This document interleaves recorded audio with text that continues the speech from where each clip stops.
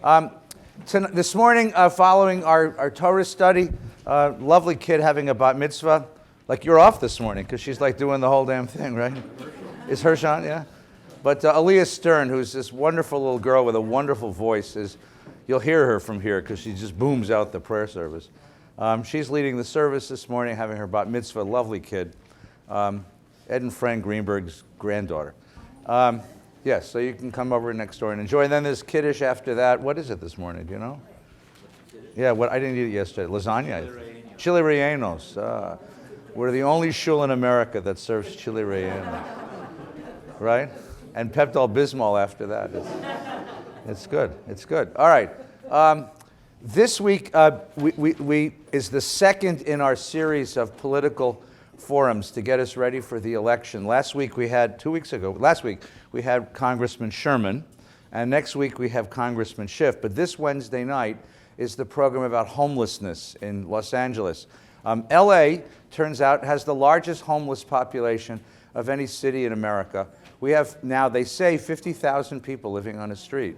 And if you've driven down some of the freeways, you can see this. If you drive down the Hollywood freeway, just past Hollywood, as you get past, Silver Lake and those areas, if you look off to the left as you're going south, there's a whole encampment, like a whole city of tents made out of tents and sheets and boxes, people living on the street in LA. All of the bridges, all of the parks now have large populations. One of the people who's been really working on this issue is Rabbi Farkas. He's a member of the county commission that's dealing with this issue. And there is a ballot measure. We don't endorse ballot measures, but we want you to know about it. So there's a ballot measure on this election, among the many, dealing with homelessness from the county. And we're going to be discussing that together. Mike Bonin, who's one of the city council people, will be here. Stephanie Klasky-Gamer, who's the head of LA Family Housing, will be here. People will talk about who are the homeless, how did they get here, what can we do about it. It's a very serious issue for the people of LA. It's this Wednesday night at 7 o'clock. A very good conversation. So please come and enjoy that. And then next week, next Shabbos morning, we'll have Congressman Adam Schiff, who is the ranking member, the senior Democrat on the House Intelligence Committee, which means he knows all the secrets. He knows the secrets of stuff we're doing and the secrets that the bad guys are doing, and he'll be able to tell us what's going on. So we'll be having that conversation with him next week. And this is part of our 6-part series on the election coming up. And then the following week, we're going to be welcoming 2 serious Israeli security experts to talk about the possibilities of a 2-state solution, or whether that possibility has passed already. And they're going to be talking to us a week from Wednesday night. So these programs are important for you. Please come and enjoy them as well. Every morning, except for this morning, you got an Ayeka thing. Did everybody get one of those? Our little Ayeka. If you know what I'm talking about, we'll send them to you. We have a little broadcast of a little meditation on the theme of Ayeka to get us ready for the holidays. And that's coming as well. Okay? Parsha discussions in here today. Okay, very good, very good. Yo, good morning. This is the 15th anniversary of 9/11. That's going to be Sunday. Sunday is September 11th, and it's 15 years already. Yeah, that's amazing in itself, right? So it seems to me, without giving a long sermon about this, although one could, it's an interesting case of what happens, the difference between memory and history. Memory is, where was I when I heard it happening? Memory is, what was I feeling when I heard it happening? Memory is the feelings we had in the days that followed as we watched all the images coming up. History is, what story do we tell about it? How do you see the world differently because of this event? History is the constructed narrative that's made out of memory. And it's a really interesting question watching this happen of how America goes about constructing a narrative based on 9/11. What did 9/11 teach us? How are we different because of 9/11? How did it change the world? So airports are a lot more cumbersome. That's true. And the whole notion of terrorism has become such an issue for us. That's true. And with some of the bigger implications about that. One of the bigger implications is that 9/11 taught us once and for all that we live in a global world. And a global world means that notwithstanding political candidates, boundaries, walls, and borders don't mean very much. products that we use are made all over the world. The clothing you're wearing was made in Indonesia, Bangladesh, and China. The television that you watch, ironically, the television that you watch, the candidate who says America first, that television was made in Korea, right? And its parts were made in China, but they were all designed in Palo Alto. I mean, this is what globalism means. Economically, we are completely integrated. Culturally, we are integrated. Culture flows from back and forth. When I was a kid, nobody ever heard from sushi. You know, if you told a Jew, 30, 40 years ago that you'd go to a wedding and you'd eat raw fish, they'd hit you. I mean, what was raw fish? Maybe lox, But the idea that I go to a Persian wedding and eat sushi. Because nobody loves sushi more than Persian Jews. Even Japanese people don't eat as much sushi as Persian Jews. I don't know why, but when I go to a Persian wedding and people eat sushi, gewalt, At Japanese weddings, do they eat Persian fish? No, I have to find this out. Does anybody know any? I have to find this out. So we live in a global world, and the implications of a global world is that what happens there affects us here. And what happens here affects us there. That a population of people who are disgruntled, angry, overturned because they feel that their native culture has been invaded and is angry at that, their rage comes and spills over here. And our culture spills into their culture.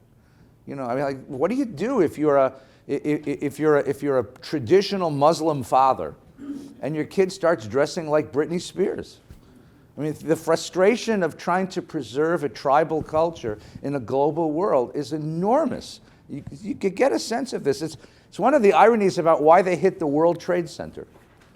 If they wanted to destroy the American economy, they should have hit the Federal Reserve Bank, which is only a few blocks away. That would have given us some trouble. Right? But you hit the World Trade Center, and it's an easy target, but because you really think this is the center of America's reach into every culture of the world.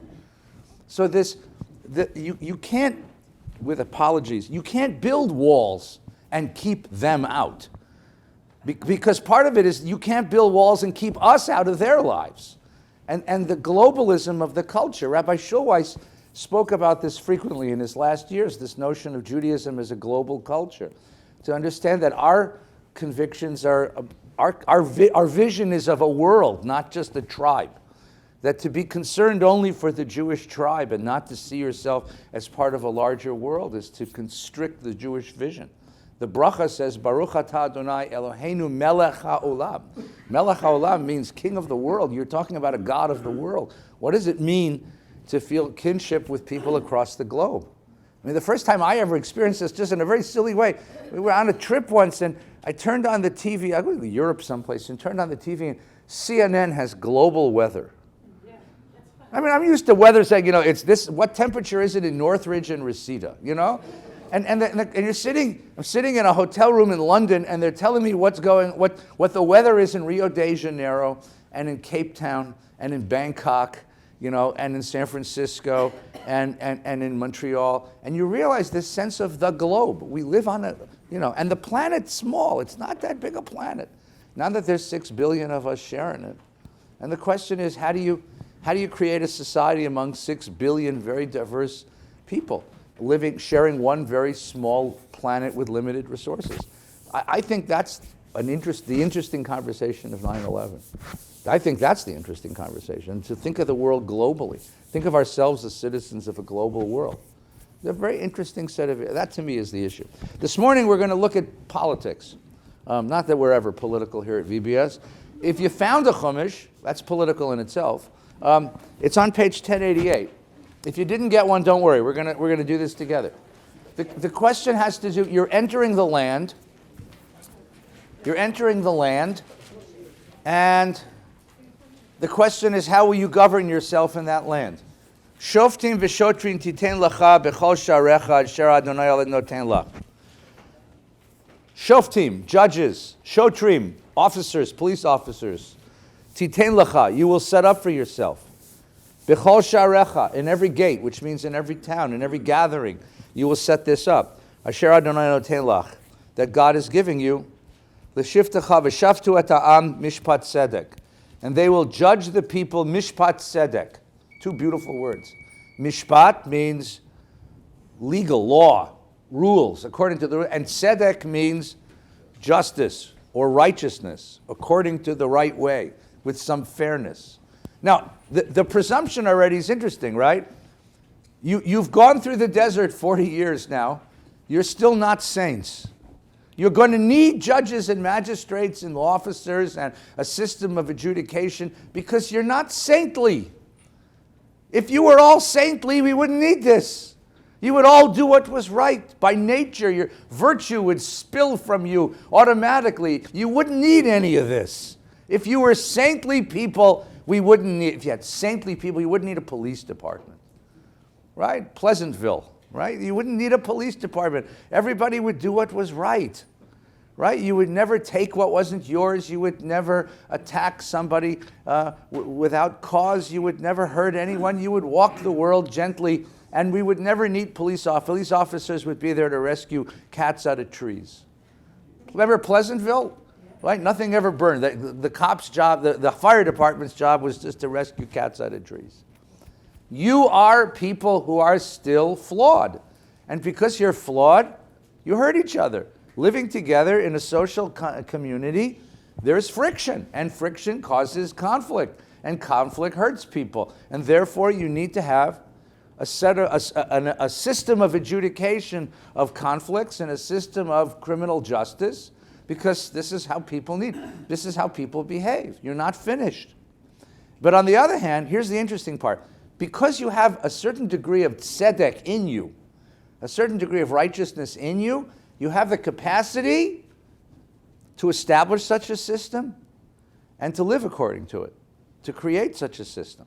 Now, individually you might not, you see. Individually you might not have that, because we all have biases, okay? Right? If the next line of the Torah is velo titeh mishpat, velo takir panim, velo tikach shochad.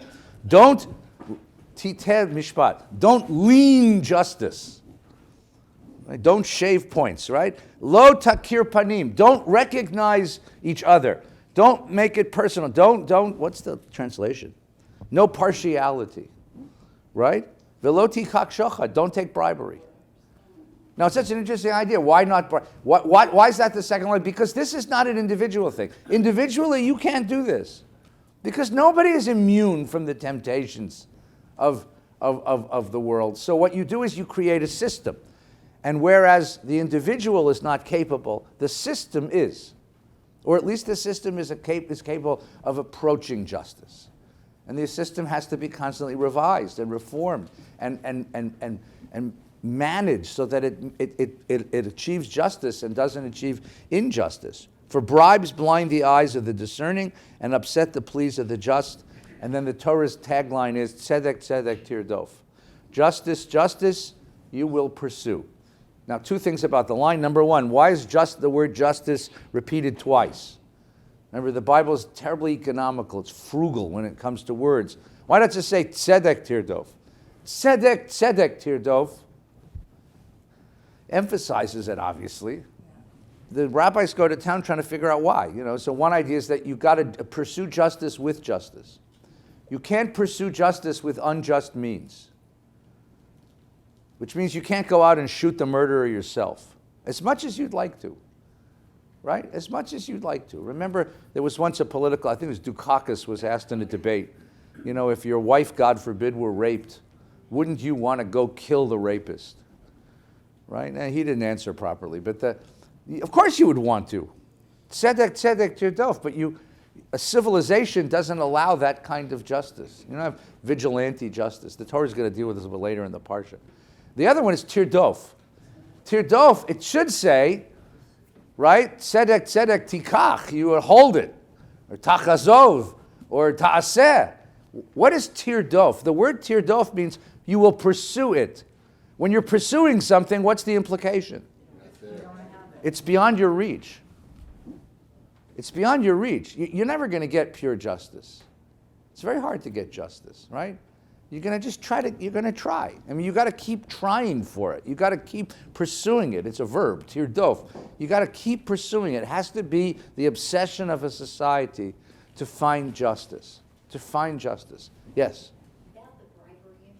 Yeah. Does that also possibly have to do with the imbalance, the haves and have-nots, and you give a tilt to those who have an advantage that those who do not have or could not? Actually, you want to know, that's true, and the opposite is also true. Yeah, the question is, so you have two people who walk into court, right? One person who has enormous means and one person who doesn't, right? And the question is, does justice lean to the guy with the expensive lawyer and the nice suit, right?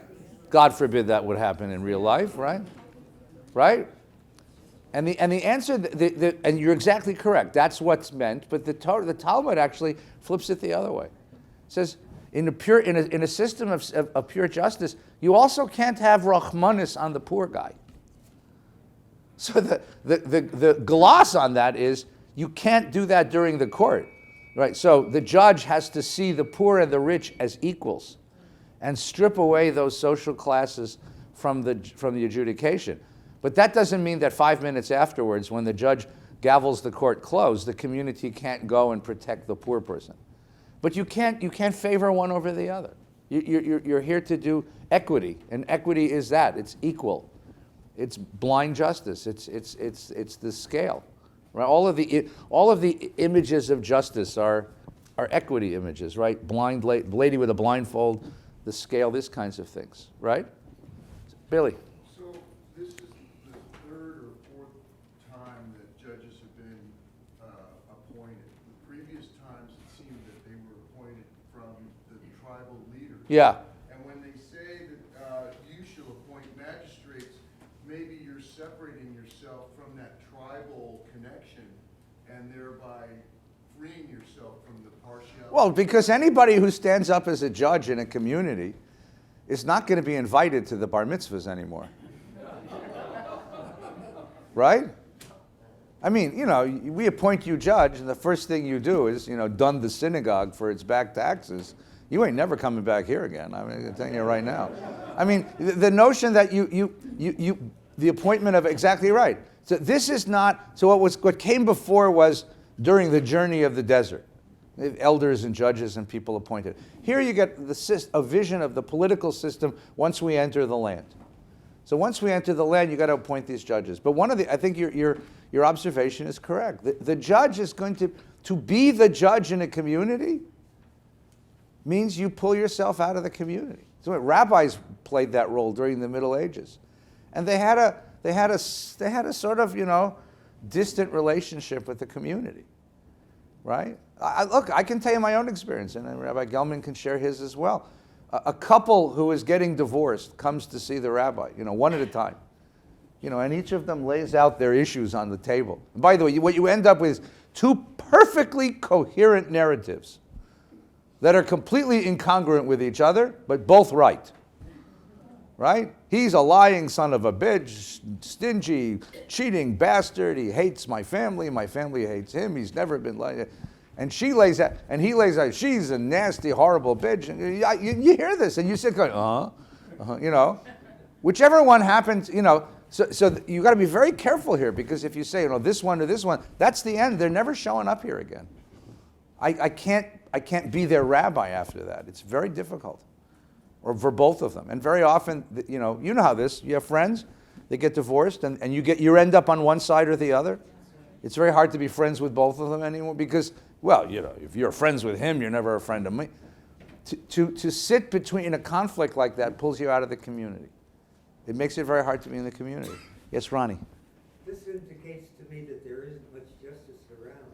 There isn't much justice around? Why do you say that? Because they emphasize it so much.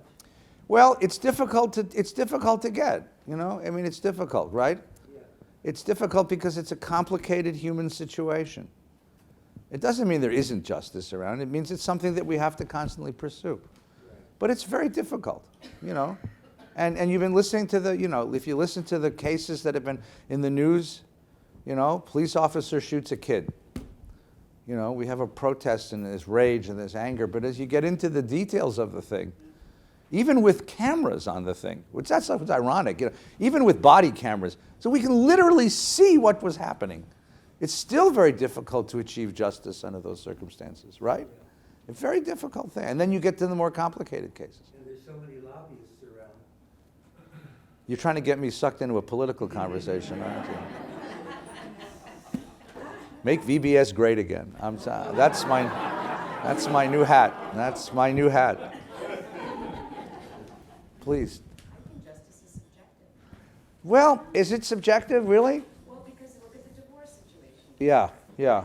Each feels that they are right. They're victims. So Yeah. where is the pure justice? I mean, if something, there are instances that are cut and dry. Right. Somebody murders somebody else. Right. Myra, That's- guys, come in and have a seat. Right, that's cut and dry. Right. But in many, No, it's never cut and dry because there's all kinds of issues of insanity and mitigating factors. Nothing's cut and dry. The question is, can you achieve, that's exactly the question. Can you achieve some sort of a moral objectivity? Can we achieve a moral judgment which is in some sense free of subjectivism? So if I put 12 citizens on a jury and present to them the evidence according to rules of evidence, can 12 people agree on a verdict, and is that verdict therefore just? I mean, you know, it's a really interesting question. It's a very interesting question, whether it can ever be done. You know, whether it can ever be. You know, maybe they had it right in Salem, Massachusetts. We throw the perpetrator into the lake. If he drowns, we know he was innocent. The lake accepted him, you know. If he floats, he's guilty. Then we kill him. I think that works, you know. Certainly cheaper than what we got now. You get. Some people would say throw the lawyers into the lake. That's even better. No, you're right. I mean, it's a very interesting question, is it not? Can we achieve some sort of moral objectivity if we create an intersubjective judgment where 12 people or a group of people view the evidence and come to a sort of an independent conclusion? Can all of our subjectivities cancel each other out, and we can come to a judgment that's in some sense fair? It's a very interesting question. It's a very, very interesting question. And that's, I think, that's why the word is tirdof. Pursue it. Pursue it. Someone else, I saw a hand over with the corner of my eye. I want to, yes, please. I was going to say maybe that's because why there's 12, because there is this moral ambiguity, and you can have like a hung decision. Yeah. Whereas if there were 11, Yeah. there would always be somebody coming out. Yeah, that's interesting. 12 is also one of these sort of magical numbers. You've all had jury duty before, right? You ever been on a jury? This is a very interesting experience. You know, first of all, you're shoved in a room with 11 people who you would not likely spend time with.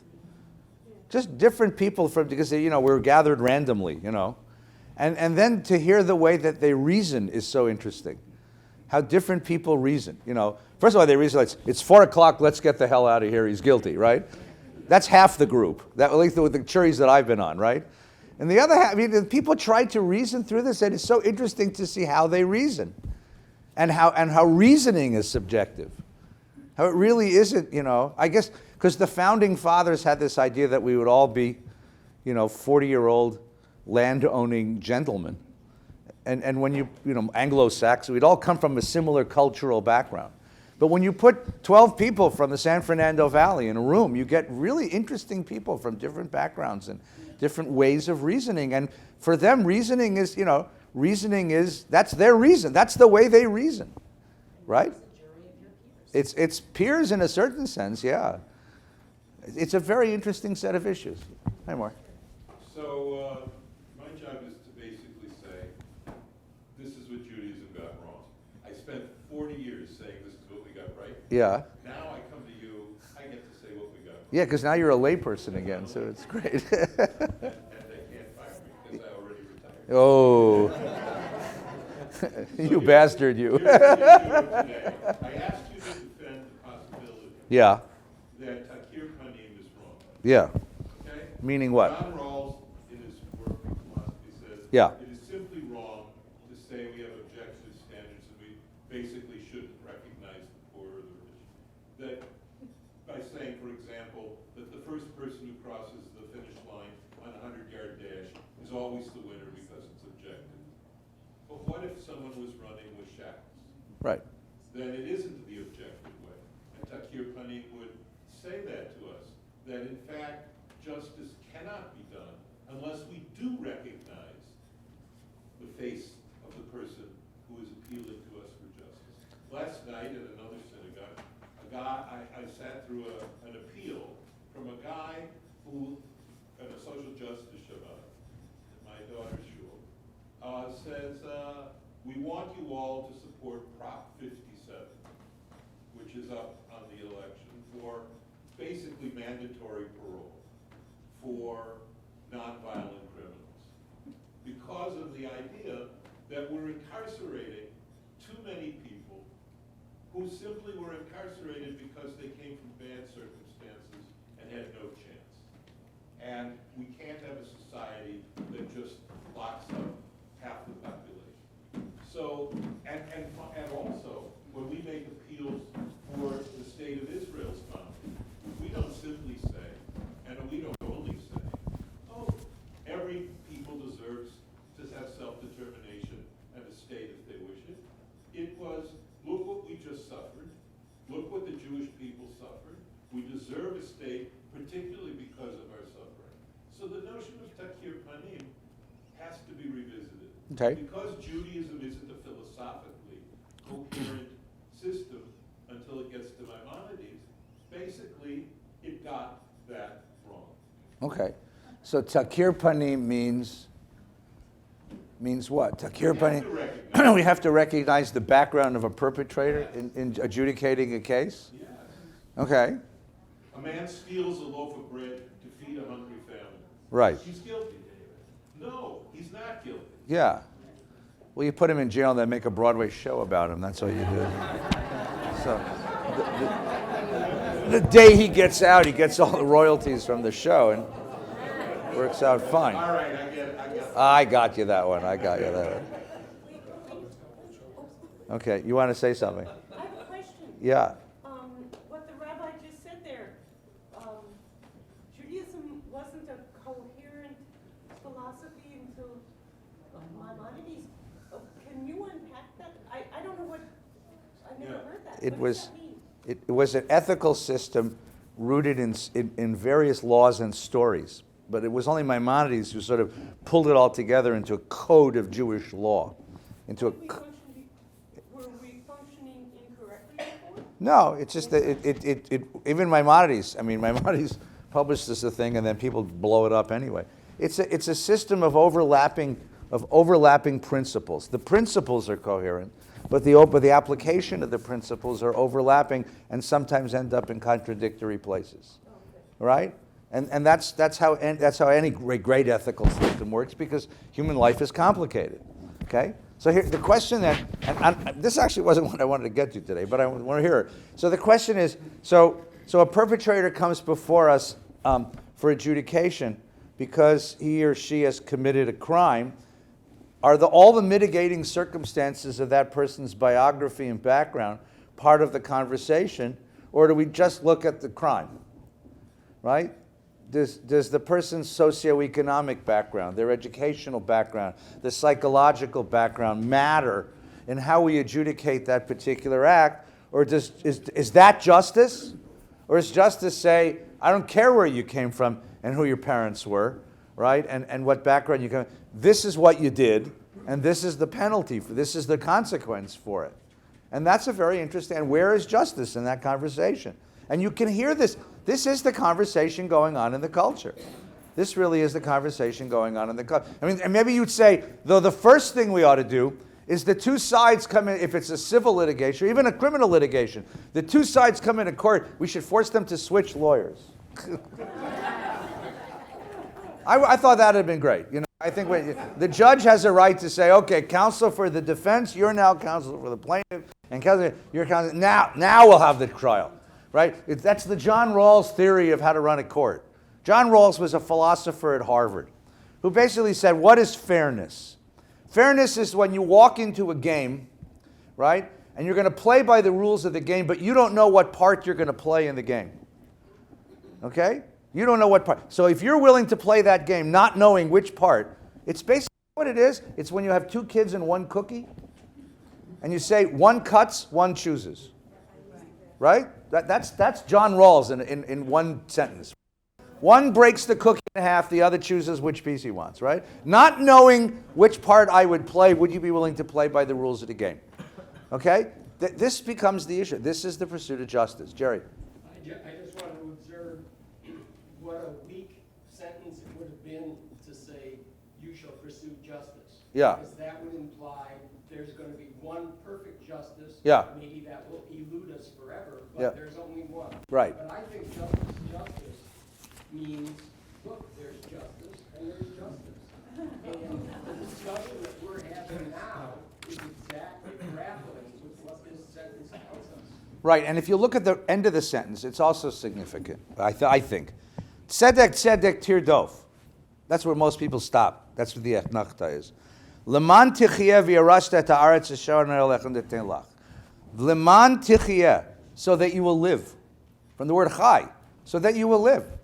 You can't live in there is no life in a society without some sort of order, some sort of sense of trust among its citizens. V'yarashta et haaretz asher and inherit the land. The land is given you only on condition that you establish a state of justice. See, one of the convictions of the Bible is that the land of Israel in particular, but I think he means the whole world, is morally sensitive. It's a morally sensitive land. And if you don't bring justice to this land, you will be spit out of this land. The land is given you only so long as you continue the pursuit of justice on the land.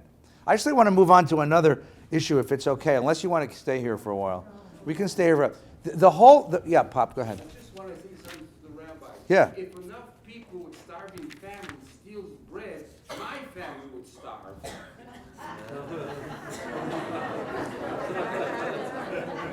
They should eat, and you should starve. Because there's more of them. The problem, Pop, wasn't the bread, it was the Danish. It's when they started stealing the Danish that you had to leave the business. That was the... If you read through the Parsha, what you're going to discover is that we have in this Parsha a set of reflections, like we just did, a set of reflections on what it means to set up a society. And what are the political and juridical, juridical, that's the word. Very good, thank you. Structures that a society has to have in order to be a just society, in order to fulfill the sense of justice that God gives this people. And the one I want to take a look at with you quickly is the king. So if you'll find with me, where's the king? He's in here someplace. I lost him. You know where he is? 1092. Thank you, Rabbi Hoffman. Oh, you can come and sit down. It's allowed. Yeah. 1092, it's the Sheni Aliyah. Ready? If after you've entered the land that the Lord your God has assigned to you and taken possession and settled in, you decide, I will set a king over me, as do all the nations about me. You shall be free to set a king over yourselves, one chosen by the Lord your God.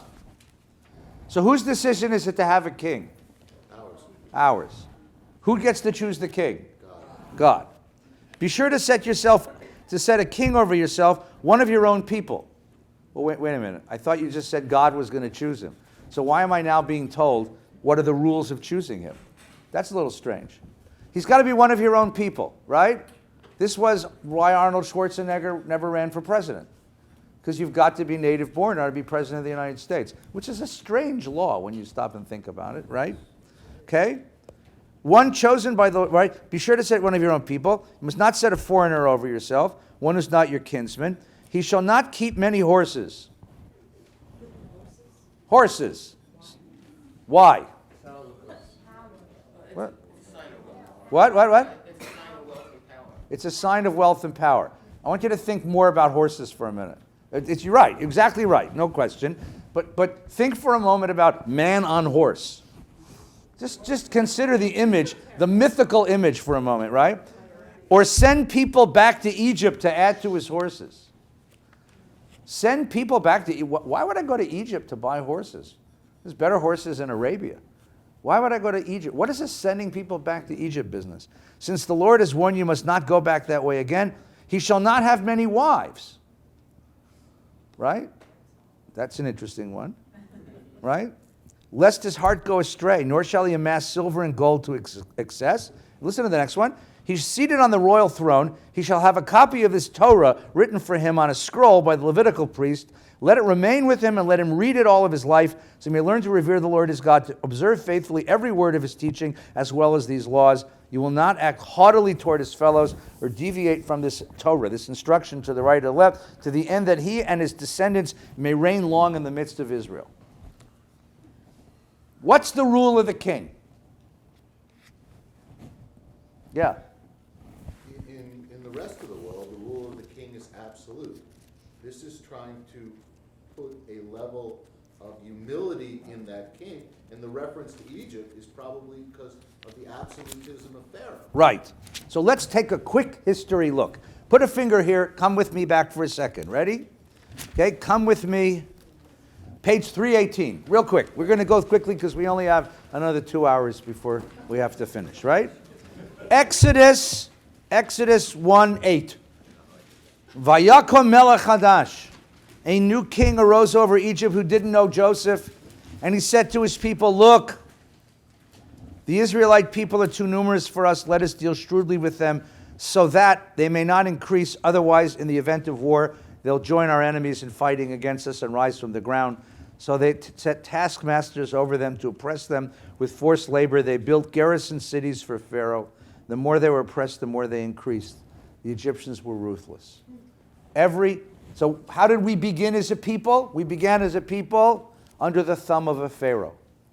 That's going to set a certain lens, a certain light upon every person who ever stands up for leadership in a Jewish community. Every person who stands up for leadership in a Jewish community, what do we say to them? Who made you king?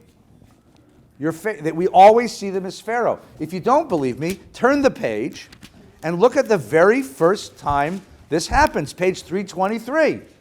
Ready? We did this last week. Sometime after that, when Moses had grown up, he went out to his kinsfolk and he witnessed their labors. We did this last week. He saw an Egyptian man beating a Hebrew man, one of his kinsmen. Remember the story? We did it last week, so you better remember. He turned this way and that, and seeing no one around, he struck down the Egyptian and hit him in the sand.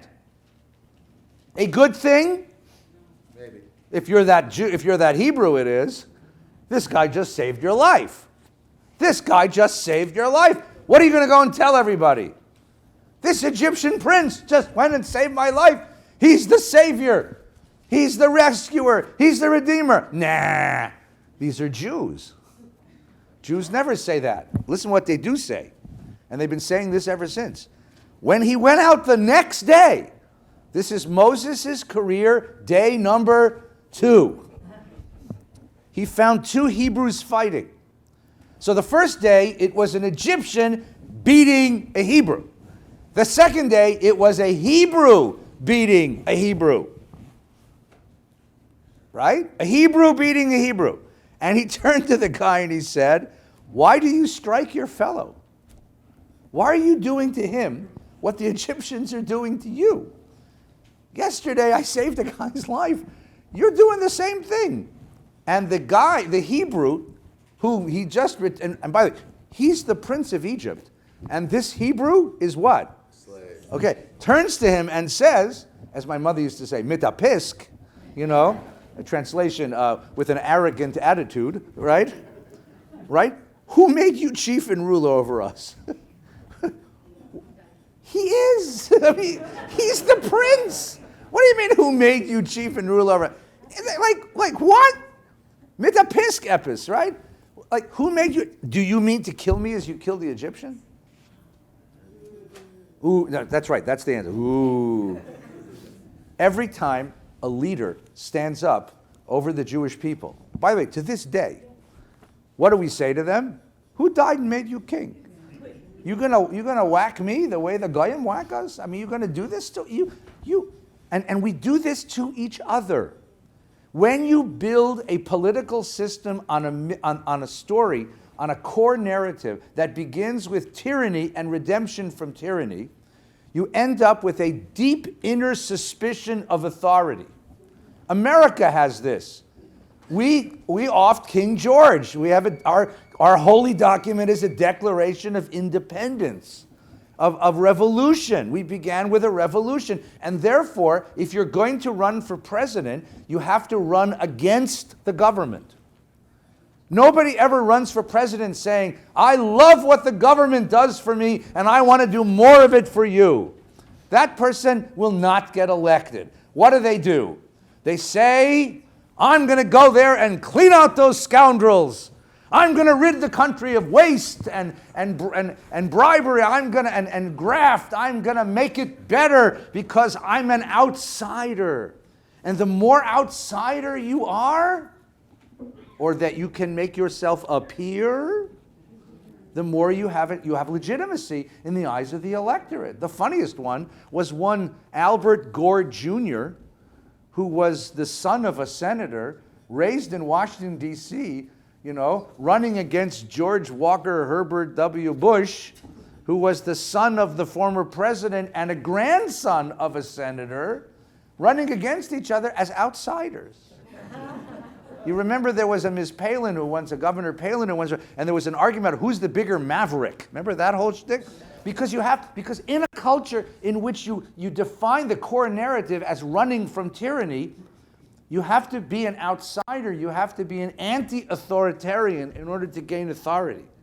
Someone should simply raise their hand during a town hall and say, if you hate the government so much, why do you want to be president? Why don't you go do something creative, Do something interesting. Because you obviously have no regard for the government. Well, I want to clean it up and everything. Nonsense. You want to be, you're asking me to be, you want to become part of it. Now, that's half of a paradox. Here's the other half. Quickly comes everything we do in the shuls quickly. Look at Exodus 32, page 529. I'm sorry for the page turning quickly. Moses goes to the top of the mountain to get the 10 Commandments and all the rest.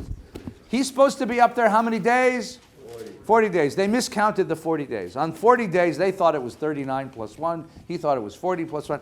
40th day, when the people saw Moses was so long in coming down from the mountain, in other words, people without leadership, what happens to them? They gathered against Aaron. The word is al-Aharon. They gathered on top of Aaron. They ganged up on Aaron. And they said to him, come make us a God who will go before us. For that man Moses who brought us out of the land of Egypt, we don't know what happened to him. Absent a strong leader, what does this people do? It disintegrates spiritually and politically. Right? We don't know what happened to him. We need a leader. We want a God to go in front of us. Absent a strong leader, this people disintegrates spiritually and politically. Aaron says, take off the gold, and he took it and he made it into a golden calf. So you have a paradox here. Here's the paradox. On the one hand, absent a strong leader, our people, our tribe disintegrates. We need strong leaders. But as soon as we elevate somebody to be a strong leader, what do we do to him? Who died and made you king? We treat him like Pharaoh, and we try to knock him down. Then we discover that we don't have a leader, so we need someone to become a leader again, right? Anyone who's ever been the president of a synagogue knows this is true. I'm not kidding. Anyone who's ever been the president of anything that has the word Jewish in it, this people has a very, very ambivalent attitude toward leadership. We tend to be very suspicious of leaders, but we need them.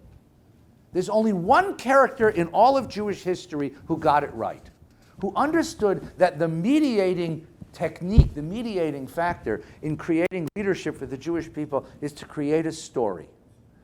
If the story is strong enough, you can overcome the suspicion of this leadership and create a position of strong leadership, and that person was named King David. How effective was King David in establishing himself as a leader of the people Israel? I'll tell you how effective he was. Tomorrow morning, all right, we're going to have a bunch of little Hebrew school kids here, and they're going to sit in a circle. They're 3 years old, and they're going to sing David, Melech Yisrael, Chai Chai Vikayam, Translation, David, king of Israel, is alive and well. Okay? David, king of anybody who's been dead for 3,100 years, and little kids still think he's alive and well, right? That's one hell of a myth, one hell of a story. David did it by telling a story. By telling a story about himself, by telling a story about his kingship, by telling a story, he captures the imagination of the people. And he settles this terrible tension that exists within the people Israel. Footnote, we've seen this as well. At various points in American history, certain political leaders have been capable of promulgating a story about themselves, which is very different, by the way, than the reality. John Kennedy. You can rate John Kennedy as a president, but be careful who you do it in front of, because so many people still have this reverence for Kennedy's America. Like, woo, Kennedy, right? And the fact that he got assassinated makes it harder, because you tend to lionize people like this.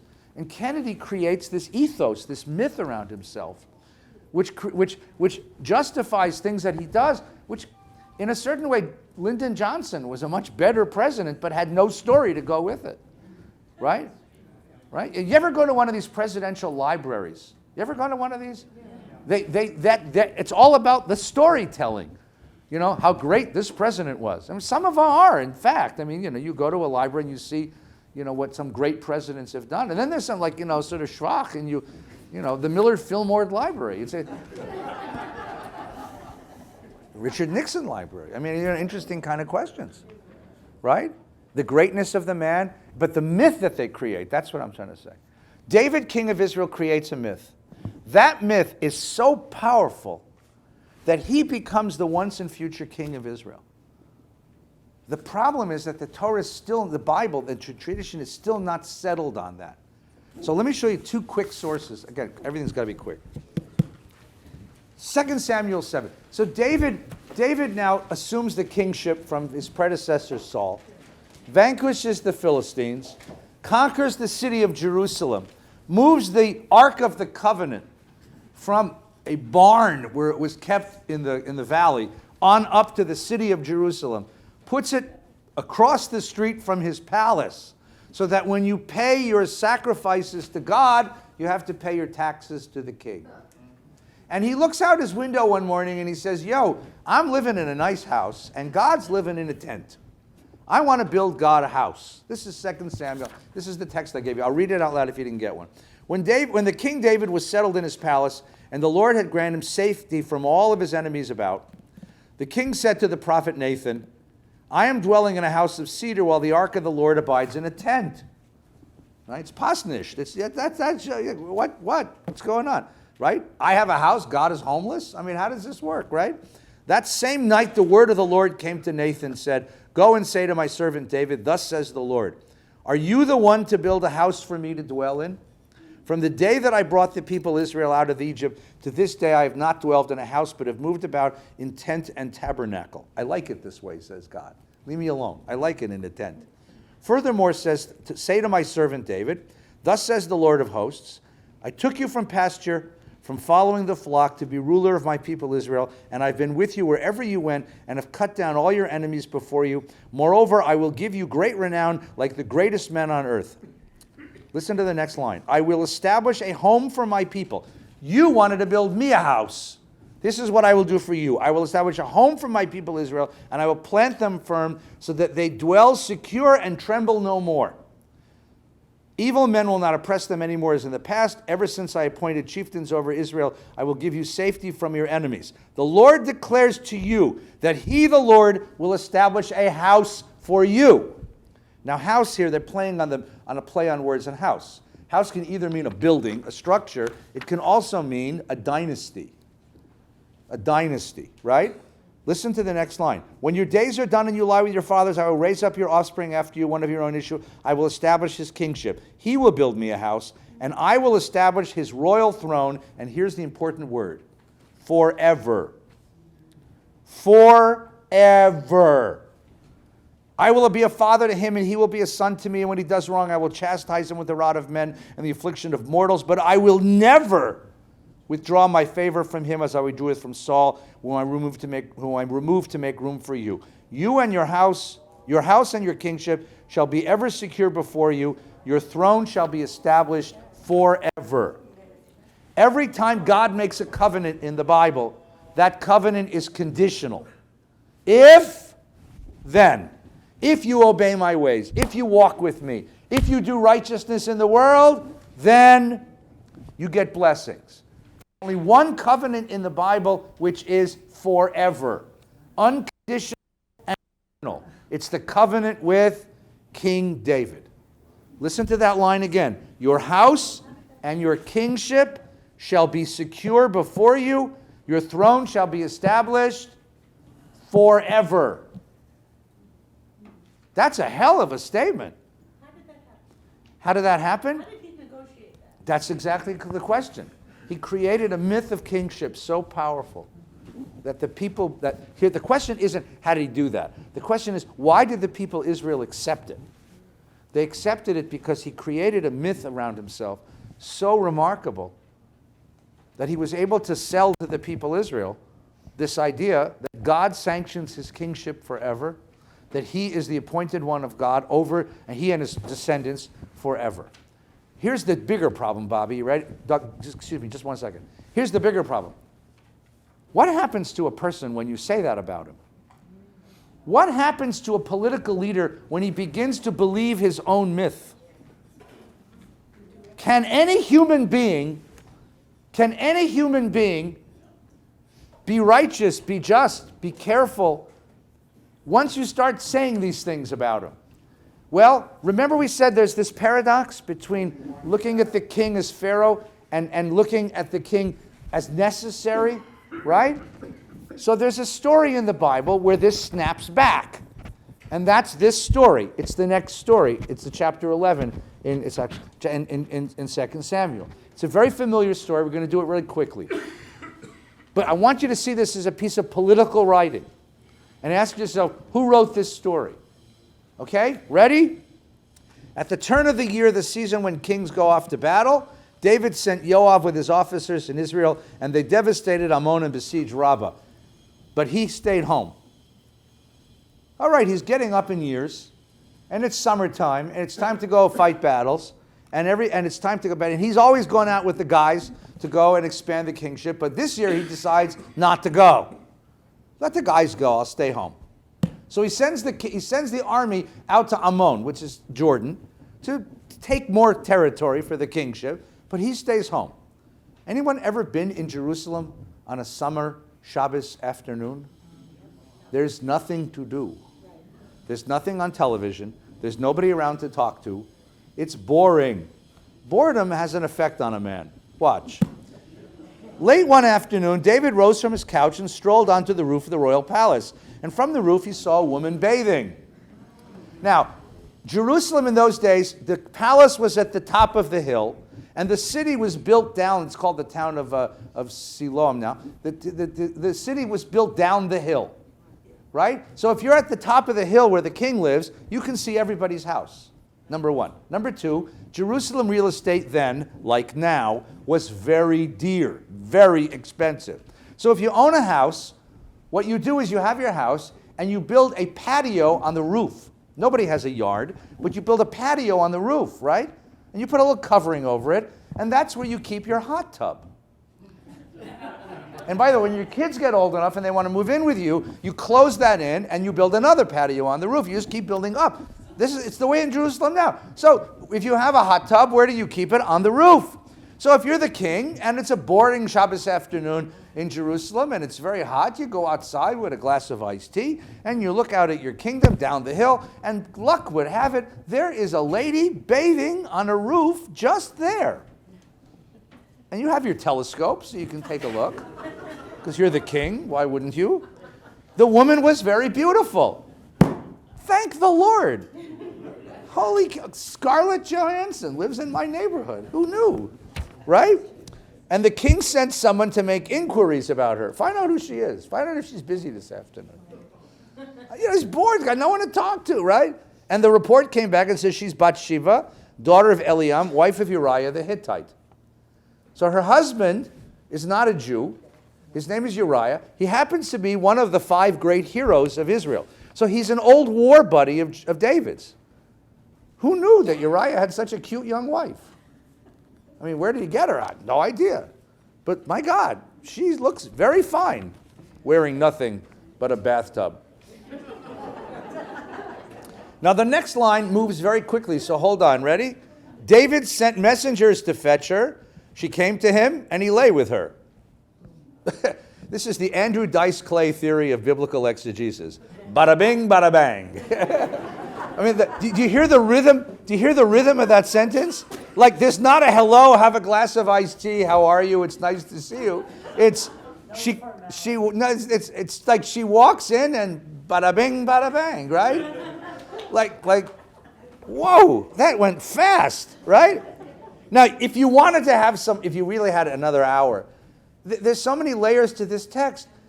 David didn't go out to battle. How come? Because he's getting up in years.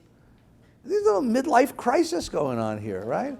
And here's this young, rather attractive woman wearing a bath towel, shows up in his house. You get the picture, right? And then the Bible throws in just this little teeny, like, oh, and by the way, she had just purified herself after her period, which tells you why she was taking the bath, because so many days after the period you do mikvah, right? It also tells you that she is, yes, and she went back home. The woman conceived. Now, every great woman in the Bible has a problem. Mother Sarah, barren, can't conceive. Mother Rebecca, can't conceive. Mother Rachel, can't conceive. The mother of Samuel, right? Hannah, can't conceive. The mother of Samson, can't conceive. No woman in the Bible comes by pregnancy easily, except one. The woman conceived. And the Bible, and she sent word to David, I am pregnant. And the Bible very judiciously leaves David's response out. Like holy, like what? Like once, what? We did it, like what? I'm an old guy. Like, really? You know, at my age? Now, what's the problem? She's married. And where's her husband? At war. So she's married and at war. When everybody sees that she's pregnant, what will they know? Oops. That's very good that you guys all said oops. That's a moral judgment of a congregation. Oops, you know. There's no oops involved in this, ladies and gentlemen. What's the penalty for adultery? Death, stoning. For her, and if they can identify who the guy is, him too, right? This is a serious problem. So what's the solution? No! Rose, please! Oh my God. Be more gentle. What would be a simpler, cheaper solution? Come on. What? No, you can't marry her. She's already married. Bring him home. All you got to do is get him home. Get him in her vicinity. Anywhere in her vicinity. Right? Then people will say, my God, hath the Lord blessed the house of Uriah. The man came home for a 24-hour furlough and bada bing, bada bang. Look what happened. So that's what we're going to do. So he sends to Yoav, bring Uriah to me. So Uriah came to him. David asked, here this guy comes in from the war. So he's covered, he's in his uniform, his armor, with his swords and his knives, and he's covered with the schmutz of the battlefield, right? And I always imagine him as a big, not too bright guy, right? If I were casting my movie, John Goodman. Big, not too bright guy, right? David is slick. David is Matthew McConaughey, Richard Gere, somebody slick, lying on, who?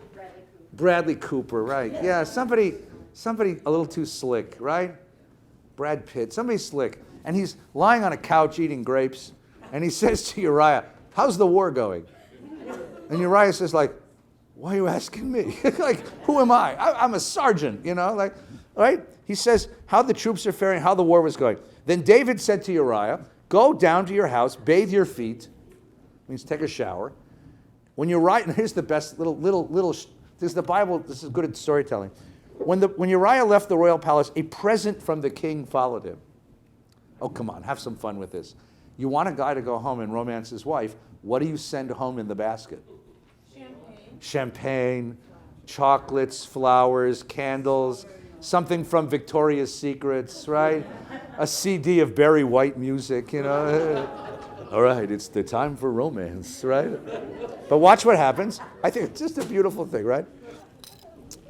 Right? Uriah slept at the entrance of the royal palace along with the other officers of his lord and did not go down to his house. He didn't go home. But not only did he not go home, where did he sleep? He slept in the guardhouse. And everyone saw him sleeping in the guardhouse. So what's David's problem? The guy won't go home. We still got a problem. So David calls him the next day and says, you just came home from a journey. Why the hell didn't you go home? Why didn't you go to your house? And Uriah stands up straight and says to him, the ark of the covenant goes to war, right? The ark of the covenant, Israel and Judah, your people, are located in Sukkot. That's the battleground. My master Yoav, my general Yoav, and your majesty's men are camped in the open. How can I go home and eat and drink and sleep with my wife as you live? That's an oath. You know, God damn it, I will not do this. What do we have here? Not only do we have now we have the most fertile woman in all of Israel. What do we have here? What do we have here? The most honorable man. There's a quality called honor and loyalty, right? The Ark of the Covenant is out in the open. My troops are out in the open. My general is out in the open. You think I'm going to go home and sleep in a comfortable bed and sleep with my wife? Damn it, no. I'll sleep on the ground in the guardhouse before I'll do that. There's such a sense of loyalty. And now you have the contrast. The king of Israel, the chosen one of God, the one with the forever covenant, without a thought of hesitation, sleeps with the woman. The man who's her husband, who's not even a Jew, who's a mercenary in his army, won't do it, won't go sleep with the same girl. Why not? Because he has a sense of honor. What has happened to King David? He's lost something. In the process of becoming king, he has lost a sense of loyalty, of honor, of restraint. And there's something problematic here. And there's a deeper implication of this story, which is what? Your private morality matters when it comes to public leadership. You can't separate the two. The character of the man is the character of the leader, and vice versa. This is the other voice. If chapter 7, the kingship forever, is the ultimate answer to the golden calf story, this is the answer from the other side. You want leaders that badly? Be very careful, because this is what you end up with. All right, one more line. Ready? So what does David do? David says to him, right, stay here and tomorrow I'll send you off. Uriah remained in Jerusalem that day. The next day David summoned him. He ate and drank with him until he got him drunk. But in the evening, Uriah went out to sleep in the same place. He didn't go home. Even drunk, Uriah has more honor than the king has, right? You get the picture? In the morning, David, now Rose, this is your solution now. This is Rose's. Rose suggested this to the king, so the king said, okay. In the morning, David wrote a letter to Joab, which he sent with Uriah. He said, place Uriah at the front where the fighting is fiercest, fall back so he may be killed. Who carried the message? Uriah. So tell me how cynical David is now. He's counting on what? He's counting on the guy not reading it. Why won't Uriah read the message? Because he's got honor, because he's got respect for his general and his king. So he hands his own death sentence to his general. And in order to wipe clean his king's moment of indiscretion, the poor man dies. The poor man dies. And David is told that Uriah dies. When Uriah's wife heard that her husband Uriah was dead, she lamented over her husband. After the period of mourning was over, David sent and had her brought to the palace. She became his wife, and she bore him a son. Now, just for a moment, think about the difference between how this looks on the outside and how this looks on the inside. Because this is all about political storytelling. David became David through an act of genius Storytelling. By making himself out to be the great Savior of Israel, that's how he became King David. But now, what is the Bible saying? Be careful of political stories, because sometimes they stink.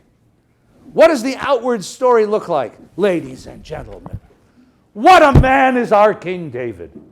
Uriah the Hittite, brave soldier in the army of Israel, fighting for the glory of God in Israel, goes to battle and dies gloriously, leaving behind a tender, helpless, poor, young, vulnerable widow. Who should care for such a girl? King David will care for him. So King David opens his arms, opens his heart, opens his palace, and takes the poor, tender, vulnerable widow into his own bosom to protect her and love her as his own. Ladies and gentlemen, have we not a righteous king? And should you doubt that the Lord God doth bless our King? Why, a miracle has occurred. A miracle! She has given birth to a baby boy in only 7 months. Healthy and full of life, this baby boy born in only 7 months. What a miracle! What a miracle! He looks, but he shall bear the name of Uriah. Uriah. Her first husband, who never had a son. King David would name the baby for Uriah, and only 7 months. Ladies and gentlemen, hath the Lord not blessed our King? It is brilliant political storytelling. Absolutely brilliant, except for one problem. It's not true. It stinks. And this is what the whole story is about. This is a polemic about political storytelling.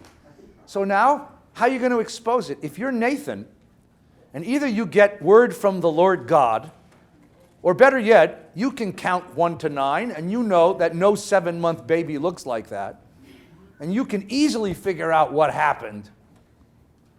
But you can't go to the king and accuse him, because if you do, he'll kill you. He's already killed one guy to shut him up. He'll kill you too. So if it's by political storytelling that you justify these things, it's by political storytelling that you tear these things down. Nathan the Lord was displeased what David had done. So the Lord sent Nathan to David. And Nathan's the court prophet. He's David's best friend. But not this time.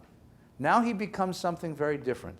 And he said to him, there were 2 men in the same city, one rich and one poor. The rich man had large flocks and herds. The poor man had only one little ewe lamb that he bought. He tended it, and it grew up together with him and his children. It shared his morsel of bread, drank from his cup, nestled in his bosom. It was like a daughter to him. One day a traveler came to the rich man, but he was loath to take anything from his flocks or herds to prepare a meal for the guests who had come to him. So he took the poor man's lamb and prepared it for the man who had come to him. David flew in a rage against the man, and he said to Nathan, as the Lord lives, the man who did that deserves to die. He shall pay for the lamb 4 times over, because he did such a thing and had no pity. And here's the birth of biblical prophecy. Nathan turns to David and said, Atah ha'ish. You are that man. You are that man. Right? He uses a story to undo David. He makes David confess to his own crime. You are that man. All right, we have to finish, but here's quick. So what happens here? What's the message of this story? You want a king. In order to establish yourself as a king over this people, you have to create a story. But beware of political stories, because they mask too many things. And because power has an effect on people, because authority has an effect on people, beware of what it does to people. You can't take a person and make him as King David was. Because no person, even a righteous person, can withstand the temptation not to begin to believe his own propaganda. So the Bible has a solution for this, an ingenious solution for this. Take power and divide it. We'll have a tripartite authority. A king, a prophet, and a priest. The king. The king has power of executive. The king runs the kingdom, adjudicates cases, raises taxes, raises armies, goes to war, protects the kingship, sets the laws. But the king is not sacred anymore. No king is chosen by God. The king is a secular leader who's doing what we need to have him do. His crown, his scepter, none of it is holy. It's just the executive function that every kingship needs to function. The prophet. Who is the prophet? He's the voice of conscience. He speaks truth to power. He tells the king, you are not above the law. Your role is to enforce the law, to apply the law, to seek justice through the law, but you are not the law. Remember Louis XIV? When he did something and they said this is not in the interest of France? And his answer was? Yeah, I am France. I am the state, right? The Bible will not allow that. God owns the country. So the prophet reminds the king that he is in the position of pursuing justice. That's why he holds kingship. And he holds kingship only so long as he serves the cause of justice. Where does the king get his authority from? He inherits it from his father, right? He inherits the kingship, and he has an army to protect himself. Where does a prophet come from? God chooses him. The only authority the prophet has is that he speaks in the name of God. So it's very vulnerable being a prophet. Because if the king gets angry at you, he's just going to kill you. You're going to disappear one night, right? You're just going to disappear. It's got to be very careful being a prophet. But on the other hand, kings need prophets because prophets are the reason why kings don't do this anymore. Because prophets call kings out, and kings know that prophets are calling them out. So what you've done is build a conflict in the system between the absolute ethics of the prophet and the pragmatic ethics of the king. King says, this is the best we can do. Prophet says, it's not good enough. King says, I am the state. Prophet says, you are under God. Listen to the law. There is a conflict built between the two. You see? You see how that works? And it's a very, very heated conflict. Who keeps this system together? That's the priest. We had time, we'd go back and look at Exodus. But in in Exodus, the priest wears a garb from head to toe. He has no personality. He's the flag. He is the symbol of the state, of the community, of the collective. He has no power except to remind us where we've come from and what it is that holds us together. He's the peacemaker. He's the peacemaker. So I'll offer you the following. If you sit on the board of any organization, decide which role you need to play. Most boards have kings. They make executive decisions. Every board needs a prophet. Every board, and sometimes, by the way, it's a good idea just to appoint one. Give him a funny yellow hat, right? Phil's going to be the prophet Phil. And as we discuss the budget of the synagogue or the school or whatever we're working on, Phil's going to keep saying, but there's still kids that we need to go find. And we're going to say, well, we don't have the budget for that. He's going to find it. Prophet Phil's job is to be an absolute pain in the ass, to remind us of what we're here to do and to demand better, right? We're going to want to kill him. What happens if we kill him? What happens if we kill him? We have short, quiet board meetings that end before 9 o'clock. If you belong to a Jewish organization and you have short, quiet board meetings that end before 9 o'clock, you killed your prophet. What happens if the prophet becomes king? Why don't we just make Plato thought prophet should be king, right? Philosopher king. What happens when prophets become king? They become tyrants.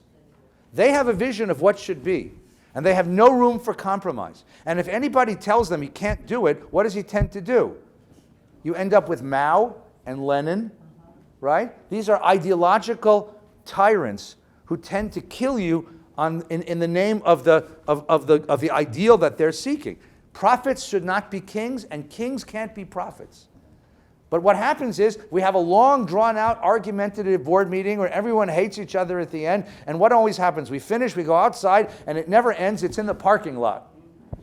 Somebody in the parking lot has to walk over to every little group and say, guys, calm down. We have a wonderful place here. Remember why we started this place? That's the priest. So whenever you're in a meeting, ask yourself, what does this organization need more? Does it need me to be a king, a priest, or a prophet? That's how the Bible understands the tasks of leadership. You protect yourself. You need a king to make executive decisions. You need a prophet to remind us of the moral vision that guides us. You need a priest to bring us together and make sure that the conflict built into the system doesn't disintegrate the system. That's the biblical model of leadership. Let's finish now. Wish everybody good Shabbos.